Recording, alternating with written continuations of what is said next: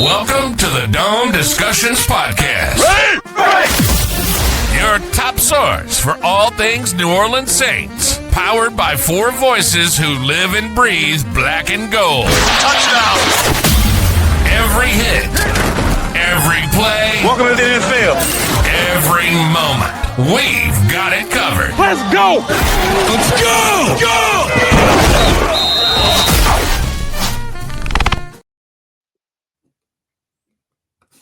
What's going on, Who Dat Nation? Welcome back to another episode of the Dome Discussions Podcast. Today, I am joined by Caleb Yacarino and Drew Collins. And I'd like to kind of start off by apologizing for the lack of episodes as of late. There have been some time conflicts with the holidays, but we are back and happy to be talking Saints football today. We'll kind of start off with the injury report because there are some that are definitely worth monitoring. Look, Alvin Kamara is still dealing with that sprained MCL from against the Falcons in Week 12. Kellen Moore said he avoided major injury, but he did miss last week, so that'll be something to monitor with the Saints about to face the Bucs this week.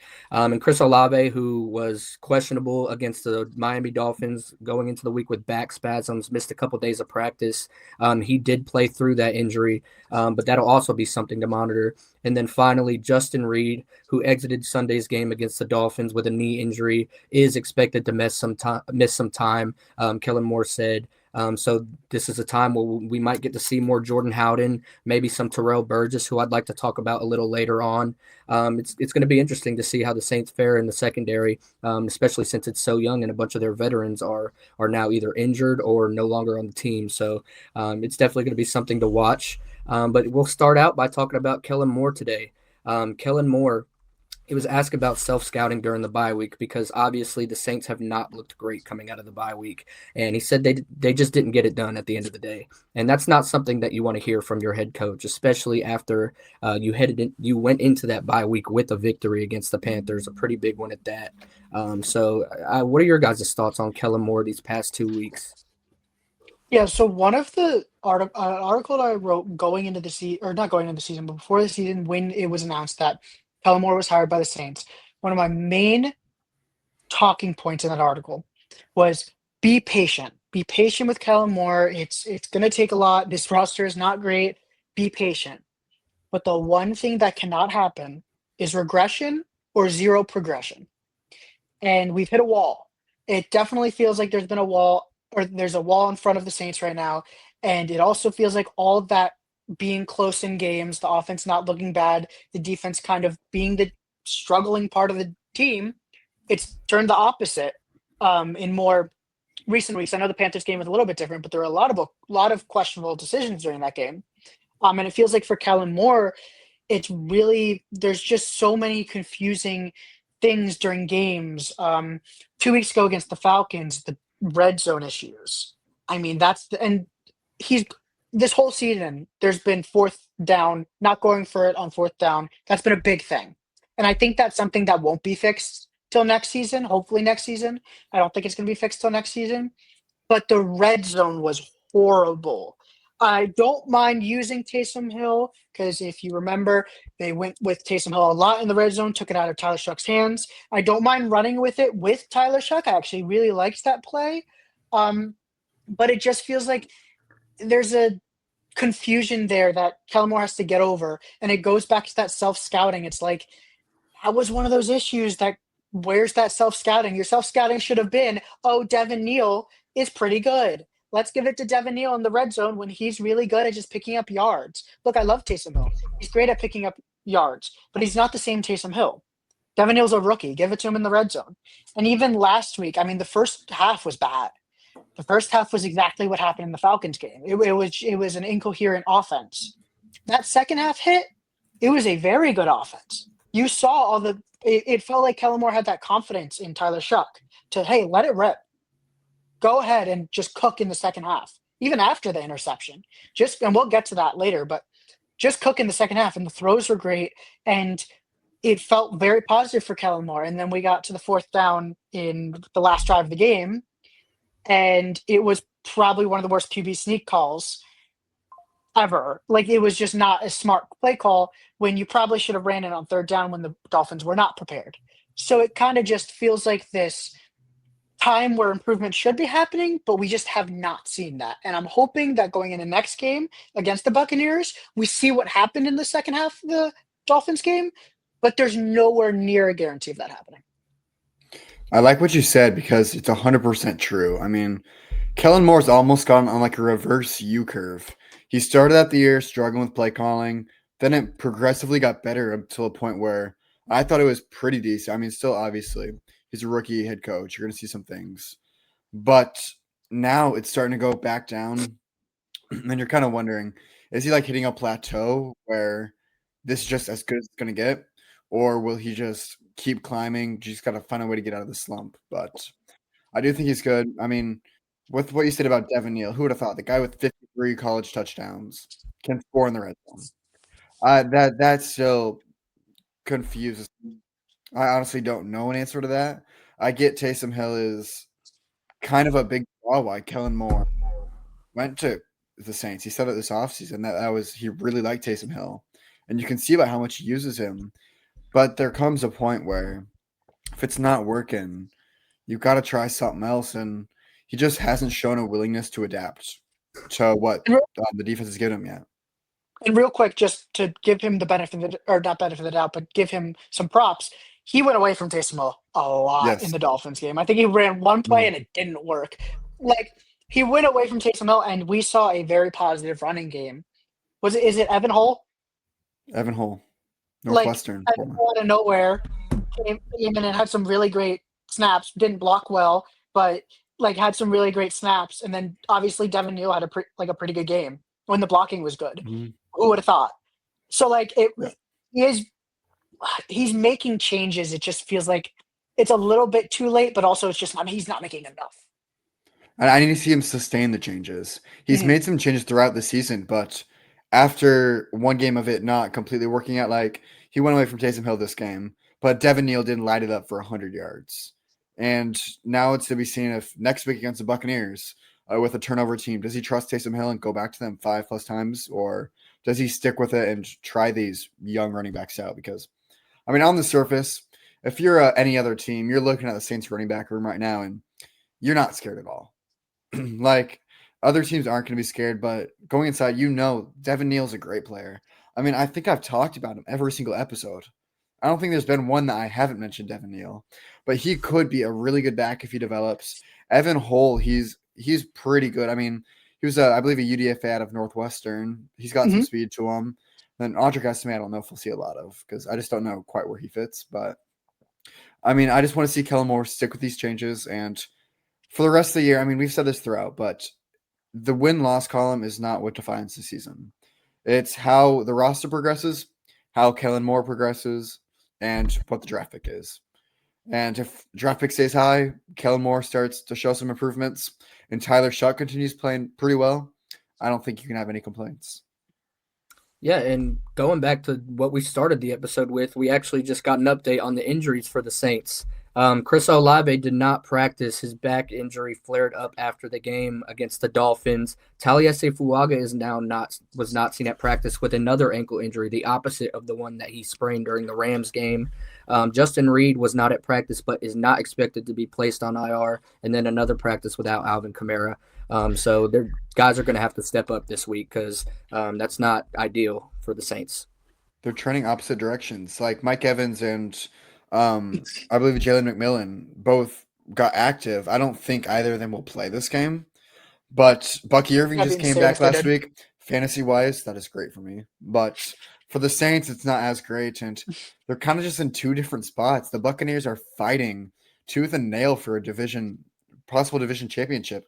Who would have thought the Panthers? The Panthers, who the Saints be, but we could talk about that for a while. I don't get the Panthers. I don't think I ever will. But yeah, it's a very interesting battle for them. This is a huge game that they cannot drop. Like this is kind of a trap game for them. They have some big games coming up for the Bucs that are going to be very meaningful, but this is a big one for them. Yeah, and going back to one of those injuries, Justin Reed, he's that veteran presence in the secondary now. And a guy who's really stepped up over the past 2 weeks is Terrell Burgess. Look, the Saints had him in for a workout during rookie minicamp, and he ended up signing a 1-year deal with the team. obviously made his impression, has been one of those energy guys for the secondary. He's made several significant plays over the past couple of weeks. Recorded a big pass breakup against the Falcons to get the Saints defense off the field, which they desperately needed, and nearly intercepted Tua Tagovailoa on Sunday in Miami. Has an 81.1 overall defensive grade through 11 games with the Saints, with 12 total tackles, 3 pass breakups, and a stop. So I expect to see a lot of him this week, and maybe even some Jordan Howden. We saw some early flashes of earlier in the season. But it's definitely it's going to be a big task for the secondary. Look, I like how Kool-Aid McKinstry's playing. Really looks to be gaining that confidence back. Had a big fourth down stop with under 3 minutes to go to get the Saints a chance back in that Dolphins game, and had that interception on Tua. So it's going to be interesting to see how the secondary fares out. They obviously just added Beanie Bishop from the Steelers, who was very productive during his time in Pittsburgh. Former undrafted rookie who had 4 interceptions last season. He now reunites with Grady Brown, Saints defensive backs coach, who coached Pittsburgh secondary last year. So I'm really looking forward to seeing how this secondary fares against the Bucs, especially if Mike Evans returns. Yeah, and even with the Justin Reed injury, I think it brings up the same. It's a little bit different with the safety room because yes, Terrell Burgess is like a younger player, but like we've seen this season where if an injury occurs, like if Kellen Moore's or even anyone on the staff doesn't play one of the young players over one of the veterans, and an injury occurs, and then we finally get to see the young player shine, Alvin Kamara with Devin Neal.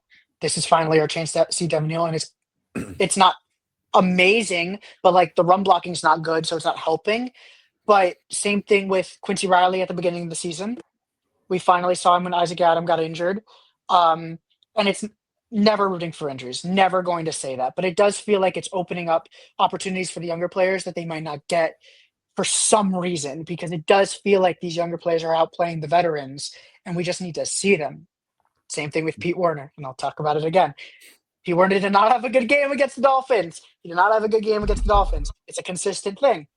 Danny Stutzman had one of the best defensive plays of the game where he absolutely destroyed the Miami Dolphins running back in the backfield. Like, these are the plays we want to see from the rookies, but we're not able to see it. And I tweeted it right when the second half started, or for the Dolphins' first drive, and it looked like Pete Werner got benched, and then he wasn't benched, and I was like, oh, never mind then. So, like, it goes back to the self-scouting thing.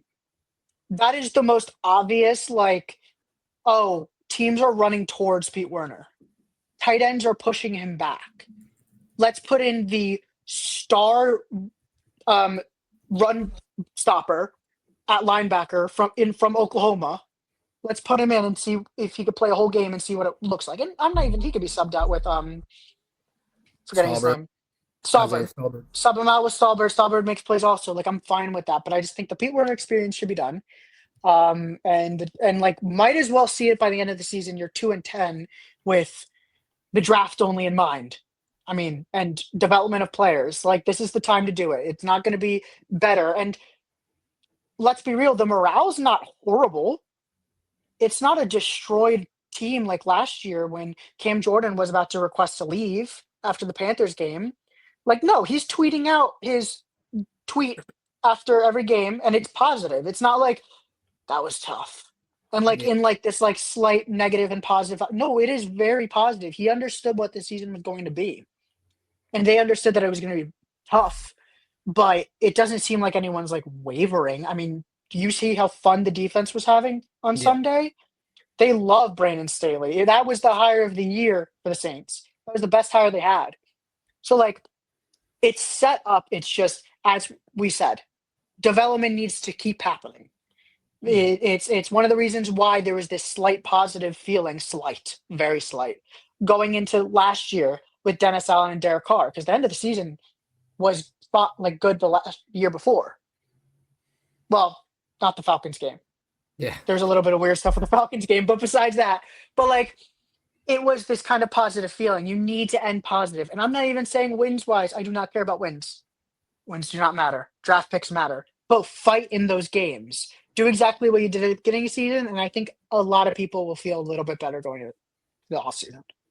Yeah, and real So quick, nothing to do with. Again, real quick. Danny Stutzman also had a huge pressure to force that Justin Reed pick six against the Falcons week 12. and also has been, like you said, very good in the run game. And also Isaiah Stallbird has really shown some nice flashes as a stand-up edge rusher in Brandon Staley's scheme. Had that sack against the Falcons where he jumped over him and ended up bringing him down. Never seen anything like that. And then almost had one on Tua on Sunday. So, look, if he continues to thrive in that role, maybe you see more of Danny Stutzman and Isaiah Stallbird down this final stretch. Talking about Isaiah Stallbird, looking back at the start of the year, I think he's one of the biggest risers. Yep. Or one of the players yeah. he's developed the best. Because at the start of the year, I think we were saying he's we thought Special. he'd make the roster, but we're like, he's special teams only. But he's done what JT Gray never really could, and that's make a spot on this defense where he can play from time to time. And that's what's made him a really valuable player. And I wouldn't be surprised to see him stick around for a while and continue playing for a good amount. I mean, we'll see what his role is next year, because in the draft, Arvil Reese might be there. So we'll see how that changes everything. But right now, I think the Saints should be thrilled with his development. And we have to talk about Devon Vele. Oh, yeah. Because he had finally, I think, the game all of us thought he could have. Finally. Because it felt like he was in that Michael Thomas role. Hey, slant. Go. You're going to catch this thing no matter who's about to hit you. And he did. And look, Tyler Shough had probably, arguably, the best throw of his career to get the game nearly tied to Devon Vele. But props to Vele also, he made that movement. It's one of those things that Shough is very, very, very good at. One of the things that Spencer Rattler didn't do well is that he left the pocket really early when there were open players. Like, the play was still developing. When you see Tyler Shough leave the pocket early on film, it's because nobody's open. Like, the play's done and nobody's open. So he'll leave the pocket to the right, that's his weaker throwing on the run. He's not as good throwing on the run when he goes to the right. He's much better going to the left. Twice this game, both touchdowns were him running to the right and one of the wide receivers breaking off and getting open in the end zone. Chris Olave did it for the first one, and Devon Vele did it for the second one. Perfectly thrown balls.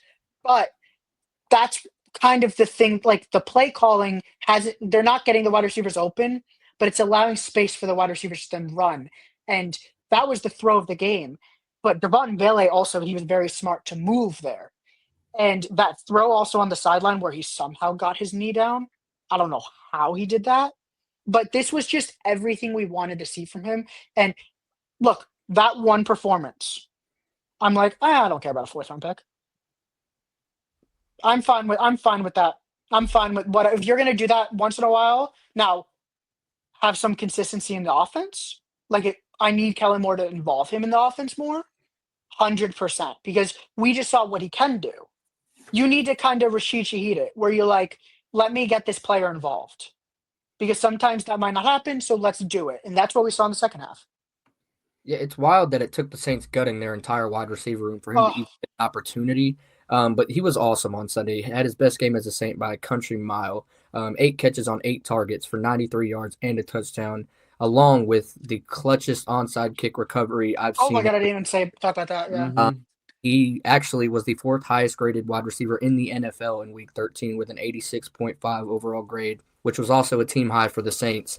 And it appears his chemistry with Tyler Shough is building by the week. You saw it starting to form. Against the Panthers, and it has just gradually gotten better. So it's really great to see, especially because it was a trade everyone was making fun of because he was just not getting used at all. Kellen Moore even gave him props for his contested catches. So it's good to see him getting involved. He's the first Saints wide receiver to have a 100% catch rate on 7 or more targets since Michael Thomas in 2020. So this is the exact wide receiver the Saints have been missing. That big body over the middle pass catcher. And look, he's even been able to stretch the field at times, which is something that we never saw from Michael Thomas. So I really like his fit in this offense. And I'd like to give some credit to Tyler Shough as well, because Tyler Shough, I think one of his biggest strengths is stepping up in the pocket and taking the hit in order to make the throw. That's something that we didn't really see from Spencer Rattler, like you said, where he would escape the pocket a little too early, scared of taking that hit. Tyler Shough, We all know how he had iffy pocket presence coming into the league. He credited the scout team for helping him get that pocket presence where it needs to be. And look, it's clear that it's happened. It has improved. You saw multiple games, all three of his starts. There's been one throw at least where he stepped up and taken a huge hit in order to make the throw. And he also was putting his Moreau throw. yeah, yeah. He's putting his guys in good positions too, aside from a couple throws where obviously the wide receiver has to turn into a defensive back, which is something that he does need to clean up because it's happened a couple times. But overall, he's been aggressive. He's moved really well. His confidence has stayed high, and he sees the field clean. So I have no complaints with Tyler Shough. Obviously, the ball security could improve, should improve, but that was a miscommunication on the interception to Chris Olave. Chris Olave fell. They just weren't on the same page. And then obviously the 2-point conversion interception was less than ideal, but with the lack of red zone opportunities Tyler Shough has had, I can't really put that on him. I put that more on Kellen Moore sticking with Taysom Hill in the red zone so many times and not letting Shough get that chance to develop in the red zone. But I think Shough was awesome. 26 of 38 for 239 yards and 2 touchdowns. And if Olave had hauled in that last touchdown in the fourth quarter, he would have went 27 for 38 for 275 yards and 3 touchdowns. So I don't think you can ask for much more from your rookie quarterback in just his third start. Had a great fourth quarter once again. He's shown he's got fight. I like what I saw from Shough and Vele on Sunday. There's one more player I want to mention before we move on, and that's Charlie Smith. Yes. I mean, Blake Ruby, Nick's prediction continues to look worse. I thought we left that in the past. Maybe It's on the so Colts, bad. he'll kick like 3 60-yard field goals next game, put his name back in the running. But after moving on, I mean, Smith did not have a great start of the year, like offseason. Not at all. Blue Groupie absolutely outshined him. And I feel like they kind of went on opposite trajectories. Groupie's confidence was at an all-time high, then slowly went down, while Smith was at very low and then has continually gone up. And he had an outstanding first game. First ever regular season action. Nailed a 56-yard field goal. It was good right from down the 70. middle. Good from, he had leg on it. And he had a 66-yarder in warm-up, so. No one can mention that he does not have a good leg. He could, like, kick a 70-yard field goal if given the chance. Oh, 100%. May not be straight, but it will go 70 yards. And then the onside kick. That is a perfect onside kick. That was beautiful. That is not an easy thing to do. In the same building as the ambush. Mm-hmm. And it was absolutely amazing. So I think you should be really excited about our fans should be from what they saw with Smith. He gives you hope that he could be the future kicker for a couple of years, even just for the rest of this year. It's kind of going to be a tryout for him for the remaining, I believe, 5 games. It's going to be, how will you do? Can we trust you for another year without having to go? There's going to be competition in the offseason regardless. Right. But can they not have to go out and spend a draft pick on a kicker or do something like that? And I think right now you're feeling hopeful. Yeah, and like I said before, it was in the same stadium as the famous Thomas Morstead ambush to start the second half of Super Bowl 44. So it was really cool to see that. And it was also really cool to see his family and friends loving it in Ireland, in Mayo Bridge, Ireland. Everybody was stoked. It was an epic scene. So I'm really happy for Charlie Smith. We've talked about how he deserved his chance a while ago. To see him finally get it, it was well-deserved. But we'll kind of take that into our trivia. So we can start previewing next week's matchup after the trivia, and I will let Drew take it from there. I got 2 players. They are both very gettable. So I don't think any of them are that bad. Yeah, okay, so the first one, Saints to the Bills to the Ravens. Deontay Hardy. Yep. That was the first one. I forgot he was on the Ravens. I think he's a free agent now. I was trying to look up where he's been. I haven't seen him in a while. Yeah, I think he's off the team. He's on he got placed in IR last year. Then his contract expired, and Actually, I feel like I heard his name earlier this year in a game. I don't think you did. I don't think so. I don't think you did. I don't think you did. Or someone else has the same name. The next one, Bills, Eagles, Dolphins, Saints. Bills, Eagles, Dolphins, Saints. This isn't right, but is it CJ Spiller? No. Damn.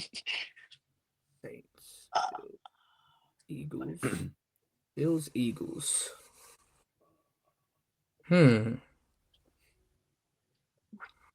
Dolphins Saints? Eagles, Dolphins, Saints. Is it a defensive back? No.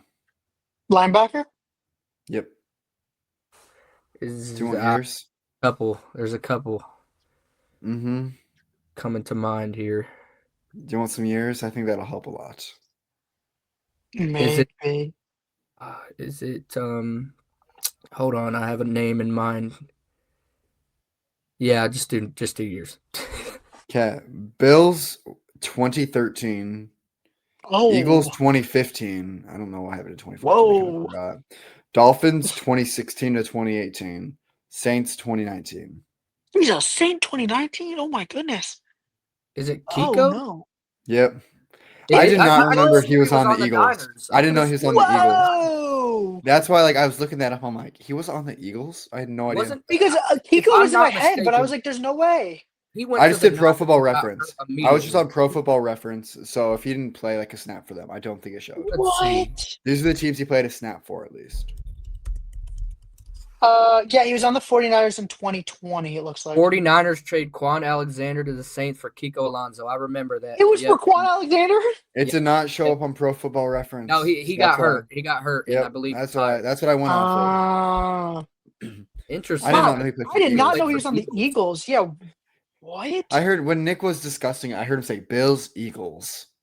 And I was trying to think of what players he played for that. I'm like, I don't think that'll help you that much. By the way, Kiko Alonso, No. fully, I only remember him on the Dolphins, besides the Saints. Me too. Like, Kiko Yeah, Alonso Dolphins, that's where he's known. Yeah. Yeah. For that hit on Joe Flacco where he knocked his helmet off. Oh, I forgot about that. All right. I guess we will transition that into our preview for this week's matchup. The Saints will be playing a struggling, to say the least, Buccaneers team. Prior to getting the win over the Arizona Cardinals this week, the Bucs had lost 3 straight after beating the Saints, and which is why that they are in a tight race now with the Carolina Panthers for the division. What are you guys looking forward to? What are some positional matchups that you guys feel will be very important in this game? Can I start with the Bucs injury report? Because it is pretty interesting with them. Yes. Yes, I actually need to hear that. Yes. So that would be wonderful. So Mike Evans got activated from his broken clavicle just this week. So Of he's course. not going to play. He's limited play, but there's realistically no shot he plays. Why That rush being him? said, it is Why against the rush him? Saints. So the Saints heal people, and it's Mike Evans against the Saints. So I would be shocked if he played, but I doubt it. The same thing with Jalen McMillan. He had a neck injury. He was just activated this week. I would say it's a little bit more likely he plays, but I would still be surprised if he did. I think both of them next week's a lot higher of a possibility. Then Chris Godwin's limited play. Bucky Irving's good to go. He's finally healthy again. Baker Mayfield's limited play with his left shoulder. Benjamin Morrison's full play. Hassan Reddick's full play. Tristan Wirfs did not practice on Wednesday with his oblique injury, and then that's it. So I think you're watching Mike Evans. You're watching Jalen McMillan. You're watching Tristan Wirfs. I would be shocked if Baker didn't play as well. I think those are the 3 that you're probably watching. Wirfs is a big one. Yeah, Wirfs would be a huge one. He's just got allowed 2 sacks on the season. He actually caught a touchdown pass this past weekend against the Cardinals, which was wild. Yeah, to I was see. really mad about that when after our red zone issues, I saw that. I'm not very angry. And they're out there throwing. I was mad because I need Marvin Harrison touchdowns. The more they do, the less chance the Cardinals get. Yeah, Freaking appendicitis knocked him out for my fantasy team. That was stupid. and they had just got Bucky Irving back as well, who came back and looked just like himself with 17 carries, 61 rushing yards, and a touchdown. I mean, he was out long enough. He should have been fully healthy. Right. He was day-to-day for like 7 weeks. It seems like any Buccaneers running back is going to torch the Saints after watching Sean Tucker tear us up for the past 2 years. But, yeah, I think the biggest thing for me when it comes to positional matchup is Juwan Johnson against this Buccaneers pass defense. They allowed Trey McBride 8 receptions and 82 receiving yards and a touchdown with a long of 20 and 9 targets. So they clearly were getting feasted on by Trey McBride and had let Jacoby Brissett drop 301 passing yards and 2 touchdowns on them. It seems like their defense is kind of slowing down a bit which has been part of the big issue during that losing streak. And Baker Mayfield's MVP campaign has also cooled off a ton. So this is going to be a really interesting game. Obviously, the first game did not go in the Saints' favor at all. They only dropped 3 points in that game. But then again, Tyler Shough was not the starting quarterback in that game. So what are your guys' thoughts on this matchup? Yeah, just for Tyler Shough, not even Tyler Shough, his receivers, do not fumble the ball, please. Or running back, no fumbles, please. I can't see any more fumbles against the Buccaneers. That was horrible to watch. And make kicks, because I remember Blake Grupe struggled in that game. And so maybe tackle. That would be wonderful also. Score touchdowns. And just play well. No, but my main focus is definitely Vita Vea against this interior offensive line of the Saints, which is, let's be real, bad. And if Waga's also out with his ankle injury, I'm scared. But Vita Vea against this interior offensive line with a banged-up running back room is just a recipe for disaster. I will say Devin Neal could maybe push for a yard with Vita Vea trying to hold him back 5 yards. But that's definitely the main thing I'm watching for, because, look, the Saints offense works when the running game works. We saw it again in the second half against Miami. Kellen Moore was able to make a lot of changes, but I think the first drive that the Saints had, they ran with Devin Neal and Evan Hold like the whole time. And it just worked because the Miami Dolphins run game is one of the worst in the NFL. And their whole that was one of the things and I know I'm talking about the Dolphins again, but their defense, when looking at PFSN's defensive impact ranking, they're 30th. Like, this was a game for the offense to take advantage of, and their run defense isn't good. And it finally looks like to take advantage of that. Now, if the Buccaneers run defense is better, that's why Vita Vea is so scary, because it's just a recipe for disaster. But it will really help this offense to work. It will let Tyler Shough do some play action plays, take some pressure off of him, take some pressure off of the receivers. But I don't think that's going to happen because, again, Vita Vea exists, and that's a very scary thing against the Saints offensive line. I've got two main things I'm looking out for. One of them, it's basically exactly the same thing you said, and that's the Saints run defense or run offense versus the Buccaneers run defense. And I'm not even expecting a huge performance. I don't need them to torch the Buccaneers. I just need you to not be one-dimensional on offense. Like, I don't need Devin Neal to rush for 100 yards this game. Will I predict that he will for a bold prediction? Probably. But I don't need that. Give me 50 yards, and I'm ecstatic with that because your offense isn't one-dimensional then. You have to put some pressure off Tyler Shough, or this Buccaneers pass rush is getting to him every time. So the run game being at least competent is huge in this matchup. And the other one is just keep the ball away from Antoine Winfield. Don't test him. Yeah. He'll win. Don't go by him. Whenever he's around, 2 hands on the ball, just don't go by him. Juwan Johnson, do not go that way. No. Do not go that way, please. If he's guarding Juwan, do not throw it to him. Just keep it away for Antoine Winfield because he's a ball hawk. He will peanut punch the ball out. He'll intercept it. He'll take it. He'll make huge tackles. There's no question he's one of the best safeties in the NFL. Saints just should not go by him. Yeah, absolutely. And I have two more things that I'd like to look out for. One, briefly, something that I mentioned earlier and thought about while you were talking about Pete Werner, Caleb, is the tackling. You saw some very poor effort from Alontae Taylor and Pete Werner in the tackling game against the Dolphins. Alontae Taylor just let guys walk right past him. That's not something you want to see from the guy who you're probably going to be paying this offseason. So I'd like to see the Saints start tackling better. It's been an issue for quite some time now. And, I mean, this is the NFL. I mean, that's the name of the game. You got to tackle. I'm not really understanding the lack of effort in that department. And then secondly, I think the Saints pass rush needs to get after Baker Mayfield again. Obviously, we talked about how the Saints dropped just 3 points against the Buccaneers in Week 7. But again, the Saints defense played probably their best outing of the season in that game, at least in the first half. They had Baker Mayfield seeing ghost out there, had the strip fumble on him. And look, Cam Jordan has been great over the past couple of weeks. He's got 4 sacks in the last 3 games, 2 against Miami last week to notch his 30th career multi-sack game, a milestone only 20 other players in NFL history have reached.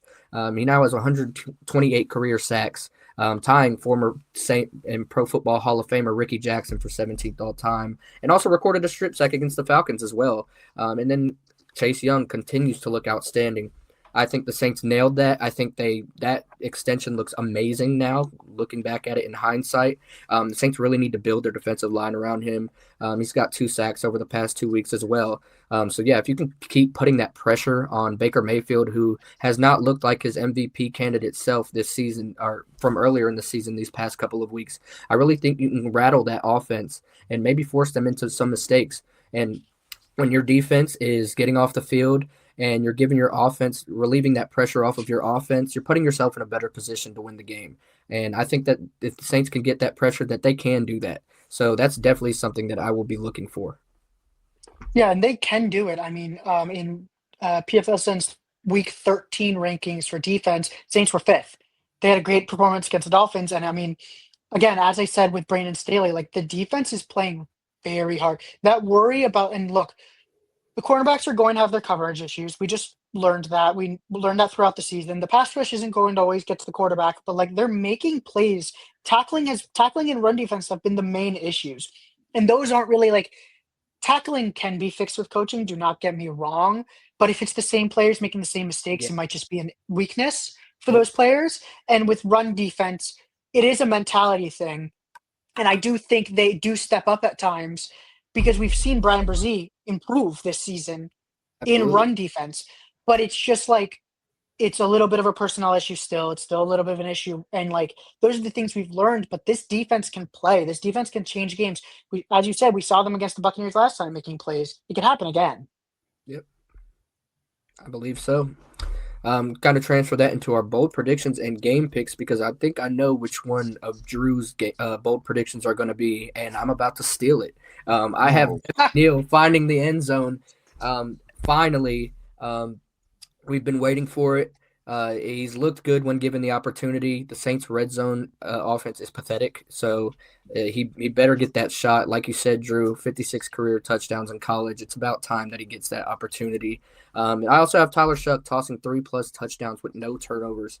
I've been absolutely thrilled by Tyler Shough's tape. Like I said earlier, just some of those throws are extremely hard to make. There's no questioning his arm talent. And if he can continue improving his pocket presence like we've seen, I have all the faith in the world in Tyler Shough. And it looks like the chemistry within his receiving corps is growing by the week. So I do have Tyler Shough having a good game on Sunday. And then my final one is I have Jordan Howden forcing a turnover in place of the injured Justin Reed. I did say that I expect Terrell Burgess to get a lot of that workload, but we saw Jordan Howden have some plays earlier this season, especially against the Giants with that really long touchdown recovery. So maybe this is the week that he can put it together as well.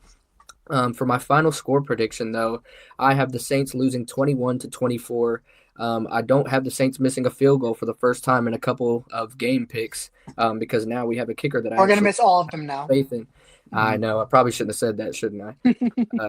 But yeah, so I do have the Saints losing this game, but I think they'll put up a fight. Look, honestly, that's all we're hoping for at this point. Keep that draft pick. Keep the morale high. Give the fans hope for the next season. Let those young guys continue to develop. That's something that I really will be watching for in down this final stretch. If there's veterans that aren't going to be on the team next season and are not playing well or up to the team's standards, why not go put in a young guy who you could maybe have a future for and that's still on a rookie contract? So those are some things that I'll be watching for and my prediction for Sunday's game. What about y'all? Yeah, my first bold prediction is also Devin Neal. Sorry about it. Gonna do it again. It's gonna be and it's an exact stat line. I think it's gonna be like 75 yards rushing and 1 touchdown. I think they're gonna rely on him, and he's gonna be a main part of the offense. My second one, which is kind of insane, is that Evan Hull's going to have a receiving touchdown. I just weirdly think it's going to happen. Like I think his role in the offense is kind of interesting, and I think he's going to be utilized a little bit more in this game because we did see some good things. And then I have Mason Tipton's going to get a kick return for touchdown. Mason Tipton has looked amazing as the main kick returner. I know the Saints just signed Dante Pettis to the main roster, and he's the punt returner, but I think Mason Tipton's going to go all the way. And then for my final score, I do also have the Saints losing. I have the score being 28-17. I don't think it's going to be.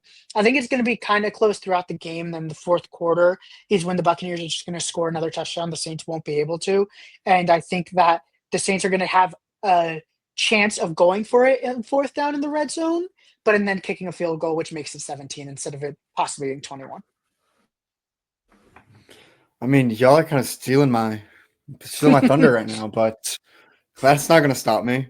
Devin Neal, 100 yards, 3 receptions, 1 touchdown for today. He's having, call it every week, breakout game.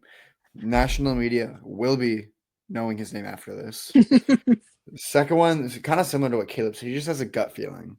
I've got no idea why, but I'm feeling an Isaiah Stallbird turnover.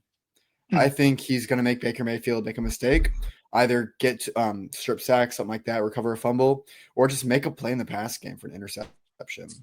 So that's another one. And I think I'm just going to stick with those two. I'm feeling pretty good. 2 for 2 week coming. So What about that 70-yard Charlie Smith field goal?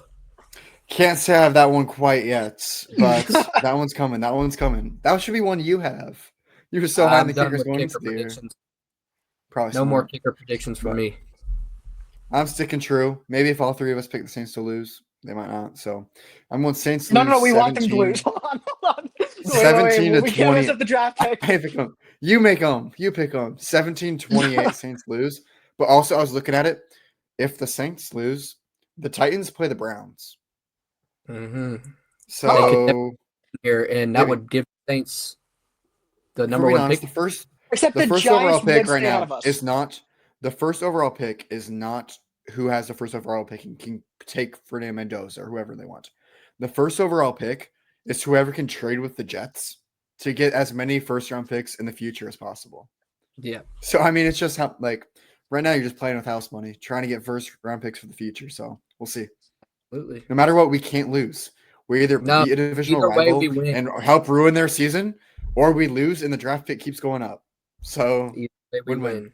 That's the life of a 2-10 team. Yes, it is. That's a glass half full. That's a glass half full perspective.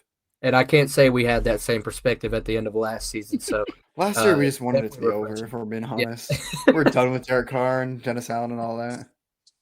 It's definitely refreshing. Obviously, not a spot that we want the Saints to be in, but there's definitely a light at the end of the tunnel. But yeah, that'll wrap up today's episode. We will catch you guys after the Saints versus Buccaneers game. Like Drew said, either way, it's a win. So we'll hit you guys with that. Thank you for tuning in. We'll see you.